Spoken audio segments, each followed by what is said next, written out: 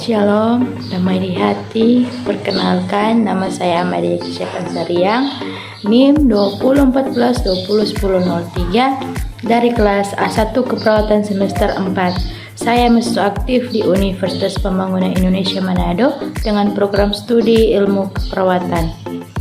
Tujuan pembuatan video ini untuk memenuhi tugas UAS dengan mata kuliah keperawatan kesehatan jiwa 1 dengan dosen pengampu Nurse Vera Karame SKM MKes.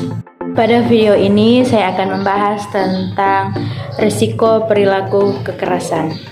Nah, sekarang kita masuk pada pengertian risiko perilaku kekerasan. Nah, perilaku kekerasan adalah perilaku kekerasan atau agresif merupakan bentuk perilaku yang bertujuan untuk melukai seseorang secara fisik maupun psikologis. Marah tidak memiliki tujuan khusus, tapi lebih merujuk pada suatu perangkat perasaan tertentu yang biasanya disebut dengan perasaan marah. Kita masuk pada faktor risiko perilaku kekerasan. Yang pertama, faktor predisposisi. Nah, faktor predisposisi ini pengalaman yang dialami seseorang merupakan faktor predisposisi. Diartikan dengan terjadi atau mungkin tidak terjadi perilaku kekerasan. Jika beberapa faktor berikut dialami oleh individu: A. Psikologis. Kegagalan yang dialami dapat menimbulkan frustasi yang kemudian dapat menimbulkan perilaku agresif atau amuk. Masa kanak-kanak yang tidak menyenangkan yaitu perasaan ditolak, dihina, dianiaya, atau sanksi penganiayaan. B. Perilaku. Perilaku ini dukungan yang diterima pada saat seseorang melakukan kekerasan. Sering mengobservasi perilaku kekerasan di rumah atau di luar rumah. Aspek ini dapat menstimulasi individu dengan perilaku kekerasan. C. Sosial budaya. Kebudayaan yang tertutup yang menanggapi permasalahan secara diam atau pasif agresif dan kontrol sosial yang tidak menentu terhadap perilaku kekerasan dapat mengubah perilaku kekerasan yang diterima atau permisif. D. Bioneurologis. Kerusakan sistem limbik, lobus frontal, lobus temporal, dan ketidakseimbangan neurotransmitter ikut berperan dalam terjadinya perilaku kekerasan. Yang kedua, faktor presipitasi. Faktor presipitasi biasanya bersumber dari pasien, lingkungan, atau interaksi dengan orang lain. Kondisi pasien seperti mengalami kelemahan fisik, ketidakberdayaan, keputusan, serta percaya diri yang kurang dapat menjadi faktor penyebab perilaku kekerasan. Nah, kita masuk pada pencegahan perilaku kekerasan. Yang pertama, membina hubungan saling percaya.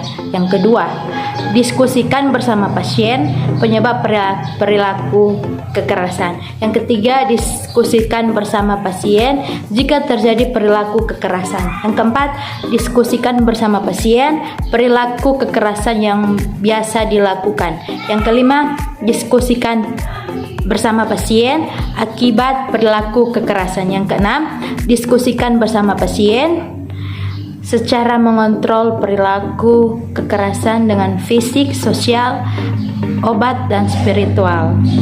Kesimpulan, perilaku kekerasan dianggap sebagai suatu akibat yang ekstrim dari marah atau ketakutan atau yang disebut dengan panik.